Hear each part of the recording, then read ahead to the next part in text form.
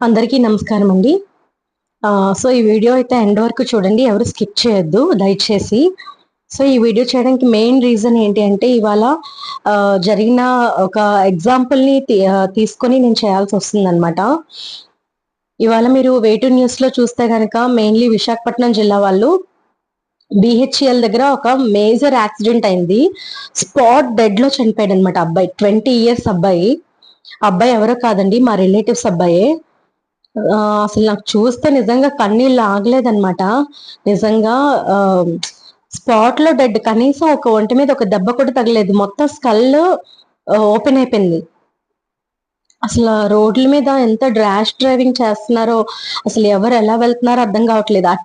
మనం సేఫ్ గా వెళ్ళినా సరే ఆపోజిట్ వాడు ఎలా వస్తున్నాడో అర్థం కావట్లేదు.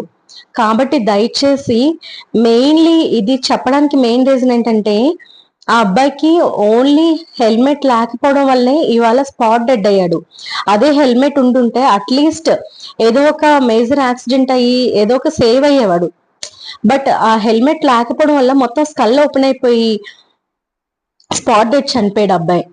సో దయచేసి అందరికీ వినిపించుకునేది ఏంటి అంటే, అందరూ హెల్మెట్స్ పెట్టుకోండి. ఈవెన్ నేను కూడా నెగ్లెక్ట్ చేశాను మొన్నటి వరకు కూడాను.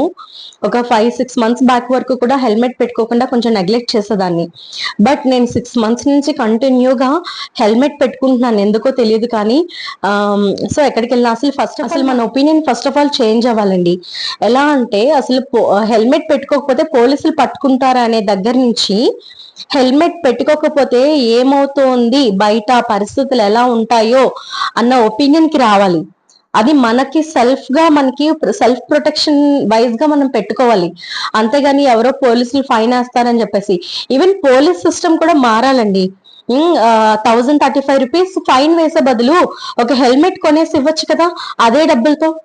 అప్పటికప్పుడే స్పాట్ ఫైన్ వేసి ఆ ఫైన్ కట్టిన తర్వాత వాళ్ళకి ఆ డబ్బులతో హెల్మెట్ కొనివ్వచ్చు కదా. సో అది కూడా ఒక మంచి ఉద్దేశమే కదా. నిజంగా చాలా బాధ వేస్తుందండి నాకు. నిజంగా అబ్బాయి 20 ఏళ్ళు ఏం చూసాడని అబ్బాయి అలా చనిపోయాడో నాకు అసలు నిజంగా చాలా బాధ అనిపించింది నిజంగాను. సో అందరూ హెల్మెట్ ధరించండి. అందరూ హెల్మెట్ ధరించి సెల్ఫ్ ప్రొటెక్షన్ అనేది పాటించండి. థ్యాంక్ యూ అండి. అలాగే బళ్ళ మీద వెళ్ళేటప్పుడు కూడా స్కూటీ కానీ, కార్ కానీ, లేదంటే బైక్ కానీ వెళ్ళేటప్పుడు చాలా స్లోగా, ఎక్కడ ఏ స్పీడ్ అయితే మనకి మెయింటైన్ చేయాలో ఆ స్పీడ్ లో మెయింటైన్ చేయండి.